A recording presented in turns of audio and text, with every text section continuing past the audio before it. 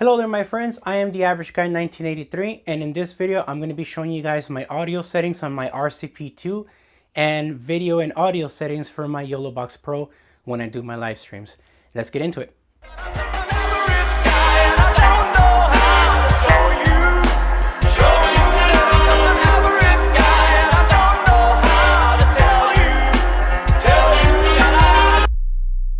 Thank you for tuning in today guys, appreciate it very much ladies and gentlemen. So in this video I would like to thank Eli, Eric, Timothy, Campeon the Great, Logix Straight 88, and Chris for contacting me through email or through the comments section on the first live stream video test that I did, giving me helpful feedback as well as asking questions regarding how the RCPII and the Yolobox Pro work together and how I was able to get the audio to work well with both devices together. So I figured the first thing I would do is talk to you guys about the cabling that I use and why I use certain cables for certain things. So first off, let's go with the power adapter. Rode still hasn't made spare power adapters available for the RCPII. So I had to improvise on this so that I don't have to keep removing my power adapter from my recording studio desk.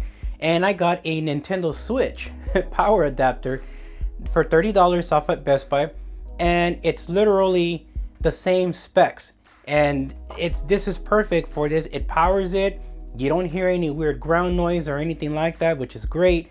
And that's exactly what you want anyways for audio. You don't want to be having any weird grounding humming sounds. I recommend this power adapter if you're looking for something as a spare, since Rode still hasn't been selling the spare power adapters for the RCPII. For audio monitoring, you can use pretty much any headphones you want, but I decided to go ahead and go for the NTH 100s. They work really good. They're a little bit sensitive on the output, but that's a good thing because what this allows me to do is it allows me to fine-tune the slider output on the RCPII to make sure that I don't get any distortion. If I hear slight distortion coming out of these headphones, I drop down the main output on the slider for the microphone, and that fixes that audio problem. The best settings that I have to offer you guys, which I would go ahead and turn on this machine in a minute or so, is having your audio outputs for your monitors set to fix. And this allows your volume output to be at a fixed volume of like 30 or 40% of the volume output for the RCPII. But it does disable this round knob here that you can use for volume. But you can actually use this knob to control any of the outputs on these sliders in case you have something else and you don't have enough space on these sliders and you have like digital ones on the screen. You can actually tap on that and then use this little rotary knob to control the output on the screen for those digital outputs. Alrighty ladies and gentlemen, so now we're on the back of the RCPII and I wanted to show you guys the cables that I use for the monitor outputs now that I have the device set to fixed audio. I have a Pig Hog branded cable. These are a TRS to 1/4 inch. And what it does is it gives you two mono cables, which is a left and a right, and a stereo 3.5mm jack. All you do here is just connect the cables to the right spot, which would be black for left and the red for right. And then this end of this cable here goes to the microphone input of the Yolobox Pro. Now the reason why you want to do that is because you get the least amount of audio interference, like ground noise, having it connected to the mic input. Also because the mic input has a better sensitivity with lower outputs on the audio outs from the RCPII to the Yolobox Pro. Now if you can't connect it this way for whatever reason, because you're using your monitor outputs for legitimate monitors and you have 2 or 3 people with you, as long as you have at least one of these headphone outputs, you can also depend on this too. So let me go ahead and just show you that wiring real quick. Okay, so the other option for audio output into the Yolobox Pro would be to use one of the headphone jacks that you see here. Let's say you have 2 people or 3 people with you, including yourself, and you have one available headphone jack slot. you can use a cable like this. This here is a Pig Hog 1/4 inch TRS to 3.5mm jack, and they're both in stereo. What you would do is you would connect this cable to one of the available headphone jack slots, like this for example, and connect the other end of this cable into the Yolobox Pro line input, not microphone input, but line input. And the reason why is because these headphone ports are amplified, and you can use the volume controls at the top to be able to fine tune the audio coming out of your headphone jack. And that would allow you to have a stronger signal coming out, but you can have some slight distortion. So you kind of have to mess around with the volume knob here in order to be able to get the right amount of audio going into your Yolobox Pro. Because on the monitor outs, you have the volume output fixed at like 30 or 40% output, you would need to fix the audio gain on the Yolobox Pro to plus 3 dB in order to equal it to 0 dB like you would on something like this plug here. So with that said, let me go ahead and set everything up, and I'm gonna go ahead and show you guys my EQ settings for my microphone. I am using a Procaster mic for this setup, but I do have input number 2 set up for using things like a Wireless Go 2, which you can indeed plug into it. Now there is a bad thing about this. You could plug in a Wireless Go 2 into these slots here, but you do have to fine tune them when it comes to equalization because they sound like crap if you leave them at standard. Another negative is that you can't plug in the USB Type-C port from here to either the USB 1 or USB 2 for audio. It just doesn't work. I tried it, I tried different cables, I can't get it to work. That's still not an option. It's the same thing for the Yolobox Pro. You can't connect this USB Type-C directly into the USB Type-C of the Yolobox Pro and expect to get audio, because it's not going to happen. It just doesn't work that way. It kind of sucks. It's a little frustrating because I would like to have direct audio, but it's fine the way it is. All you got to do is just make sure that you fine tune your stuff and you're good to go on these little inputs. And I'll show you guys the settings for both the Procaster and the Wireless Go 2 receiver. So let's go ahead and set up the other desk and we'll plug everything in and we'll go over the EQ settings.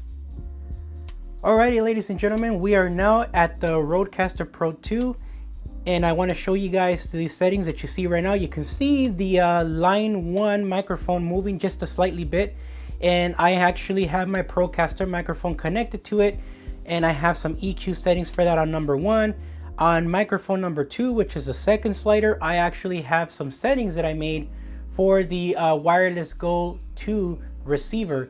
And I will be talking to you guys about the settings on that once I get done with the Procaster settings. Now, the settings I'm about to show you, they're pretty much just for my own voice, but it may differ a little bit for yours. But before we get started on the processing audio settings for the microphones, let me first show you the audio output that you want to select. What you want to do is go to the little icon here for settings, select output, select monitor, and make sure that your monitor settings is under fixed output level. As long as it's here, your audio is going to sound golden from your RCPII going into the mic input of the Yolobox Pro. On the Yolobox Pro, you'll have to set your mic input sensitivity to plus 3 dB. And the reason why is because this output sounds a little bit lower than usual. So it's between 30 or 40%, something like that on the volume output, which you cannot adjust with this rocker volume at all once it's set to fixed. So when you turn it up to plus 3 dB on the Yolobox Pro for the mic input, you actually get that really close to the 0 dB level that you would normally have on the Yolobox Pro to get the best audio input into your device and have it stream really nicely to your viewers when you're doing a live stream. So with that said, that's all you have to do here. That's all you have to mess with. Nothing else is necessary from here. So once you do that, you can go to your microphone settings. This is mine for my Procaster mic, and I do have the Procaster on here. You can kind of see it right there. It is set at 50 dB. I don't remember if that's how it comes stock or not, because I was messing with the dB level for my own voice. But let me go over the processing settings. So I'm going to start with the frequency. So this is a high pass filter settings. Hopefully you guys can see it good. This is at a 30.4 hertz and the slope is at 12 dB.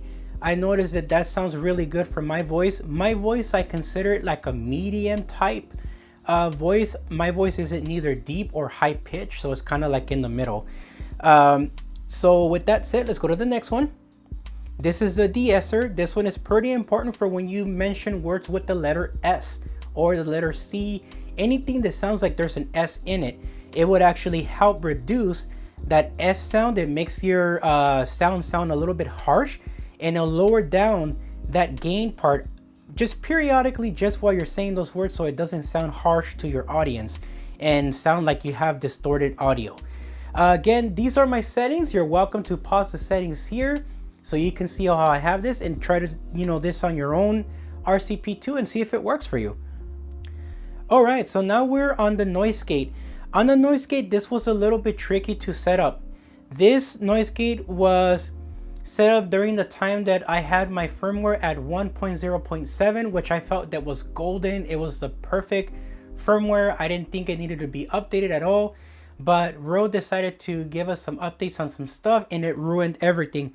So from firmware update 1.0.8 all the way to firmware update 1.1.3, everything was completely ruined, from the sound pads to the audio. I was having weird humming ground noise coming out of my microphone, which I didn't have before, and using the noise gate helped it just a tiny bit to kind of reduce that. But there's a trick to the noise gate. When you set your noise gate up, what it does is it basically mutes your microphone temporarily until you speak directly into it. And what it does is that it helps reduce all the noise in the background to almost nothing.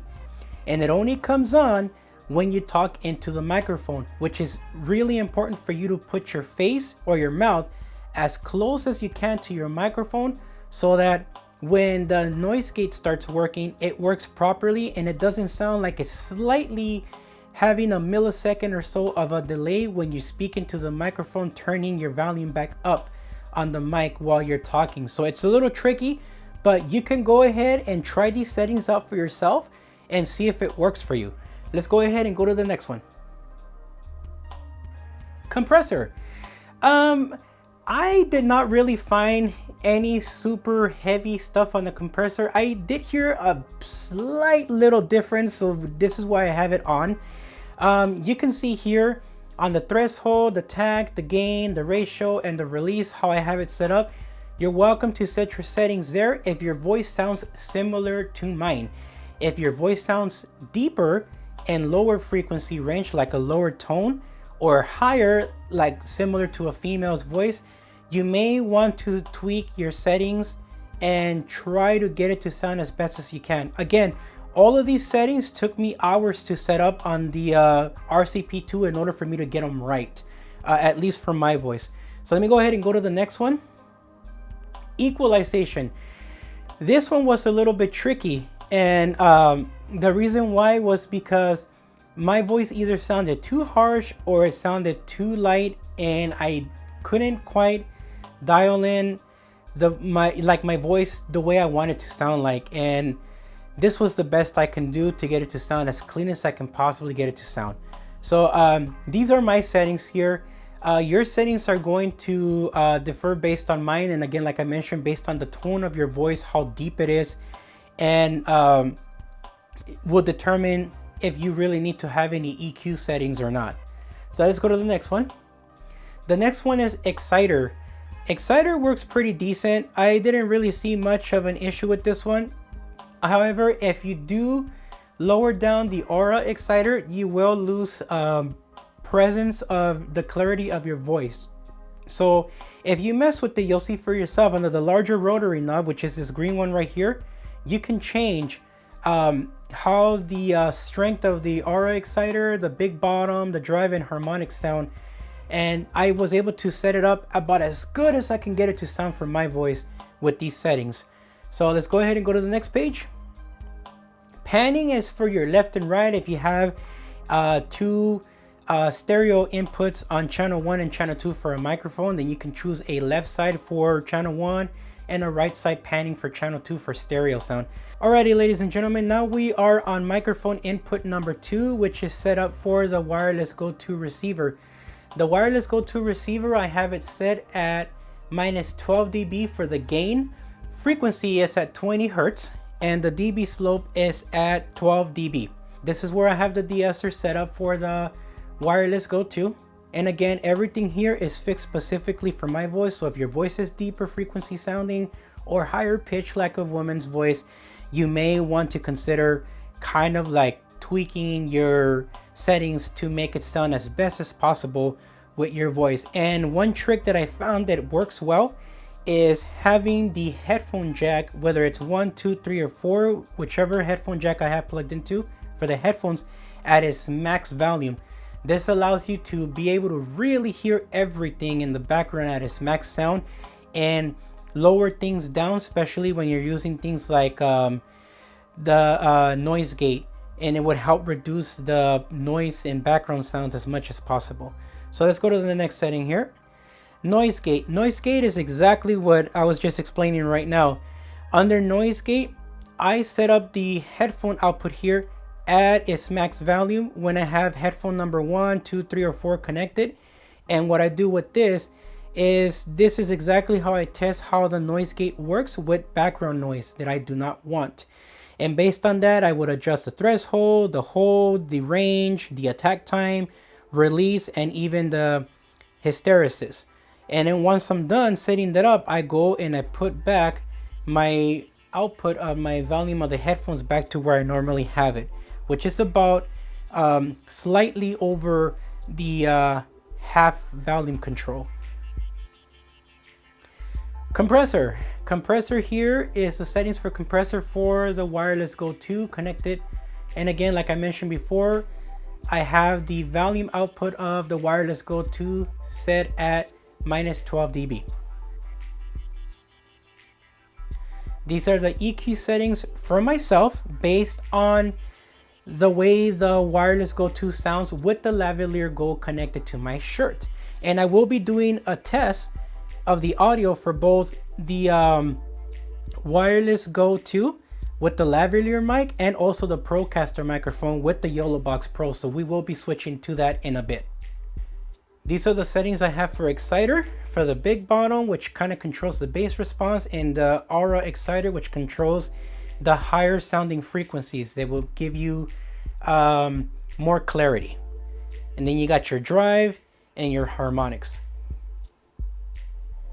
Then at the end, you have your panning control in case you have a left and right channel 1 and channel 2 type of setting.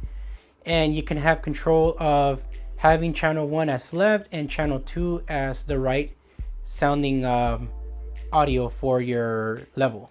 Okay, so let's talk about the Yolobox Pro and the best possible settings you can have on this device to get the best streaming possible. The most important thing that you're going to need to have is really good internet connection, and the most important thing that matters for this particular device is your upload speeds, not your download speeds. Your upload speed needs to be at the highest you can possibly afford in order to be able to do a good live stream and have the least amount of video degradation footage, like things that look like stop motion footage where you're actually losing frames, or your speed of the way you're moving looks like it's running a little bit slow in little bits as you're moving. And that's really like unappealing to the eye in my own opinion, and gets me to click out of videos when it comes to this live streaming type devices.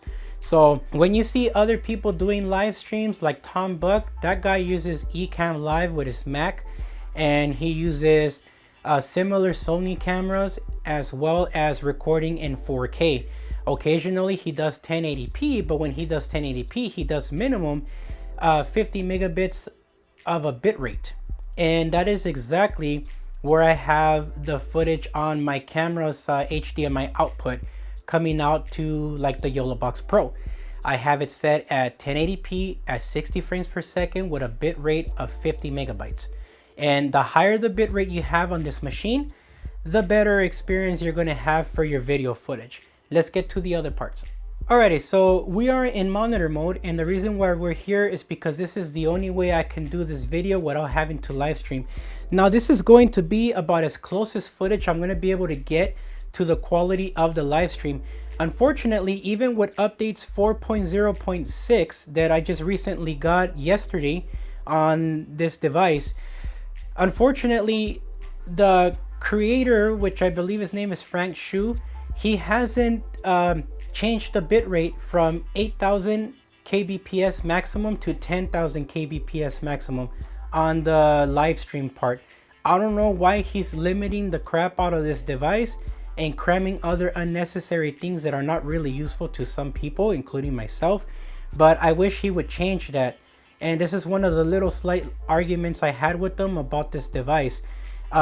I don't understand why is it that with encoding under recording into the device internally, you can go up to 50 kilobytes per second on the bitrate, which is equal to 50 megabytes, which is exactly the footage that you're currently seeing right now in 1080p. So on my Sony Alpha 7 IV, the HDMI output that goes into the Yolobox Pro records in 1080p at 60 frames per second at 50 megabits of a bit rate, which is equal to 50,000 kilobits. But because we have to work with the live stream thing to get it as close as the live stream, my only options are either 5,000 or 10,000. Since I always use the maximum rate of 8,000 kilobits, I'm gonna go with 10,000 frame rate at 60 FPS. Now, one thing you do have to note about this is that when you use these settings like this, it basically starts maximizing the CPU of the tablet here for the Yolobox Pro. So if you have more than one camera connected, you will be getting warnings about recording in 60 frames per second at 1080p with more than one camera connected. So just keep that in mind when you do this. This is exactly where I'm going to have the settings for now, so you guys can see the closest possible bitrate you're going to get and video clarity. And again, the lower the bitrate on the device, whether it's 1080p, 720 or 480p, the lower the quality is going to look. It's not going to look as sharp, it's going to look grainy, and you might even have this weird stop motion things where it looks like you're moving like this, just like that. So if you don't want to have that kind of experience, I would suggest doing at least minimum 5,000 kbps or 8,000 kbps on your live streams. So let's go ahead and go to the audio settings. Under the audio settings, you want to shut off AFV. Why? Because if you're focusing on just one line input for your general audio, you don't want the inputs of your HDMI switching to those sources. You want it to just stay in one, regardless to what HDMI input or USB Type-C connection you use for cameras. So like you see here on the mic input setting, I have it at plus 3 dB. That is exactly where you want to leave this and not mess with it, having the RCPII exactly in the settings that I showed it to you when it came to the monitor outputs. You want to leave it the way it is and have this at plus 3 dB. The monitor is actually the headphone volume for your headphone jack on the Yolobox Pro. This does not affect anything else other than the headphone jack that you're listening to through monitor with the headphones that you plug in on the Yolobox Pro. That's it. The program output at the very top, that is really important. You want to leave that at 0 dB, exactly the way it is. Why? Because that is the output that's going out to your live stream. So if you turn it up higher than 0 dB, you could end up getting distortion, and then people in your live stream are going to complain about hearing distortion or crackling sounds coming into the live stream. The only thing you want to mess with is the mic input. Now I've also tried delay to see if I can get the audio to sync a little bit better when I'm listening to the monitor out of the Yolobox Pro, but I couldn't get that to work because there technically isn't a delay between the mic input and the HDMI video 1 or video 2. It's perfectly synced. It's just the audio that comes out of the Yolobox Pro from the monitor headphone jack that has a delay. There is a 1 second delay, so I highly recommend that you set up your settings under your audio prior to starting your live stream, and then connect your headphones directly to the RCPII and stream away. You won't have any issues after that once you have all of this set up the way it is. Once this is set, you're pretty much good to go and you can start recording your live stream. So now that I showed you guys this, I'm going to go ahead and switch on over to the Yolobox Pro footage in 1080p at 60 frames per second, like you see here, at 10,000 kilobits of a bit rate, which is equal to 10 megabytes of a bit rate. So you're going to see the camera footage degrade a little bit, but I'm still using the Sony Alpha 7 IV internally recording at 4K 60 with the crop at 200 megabits per second, but the output through HDMI going into the Yolobox is going to be 1080p at 60 frames at 50 megabits per second.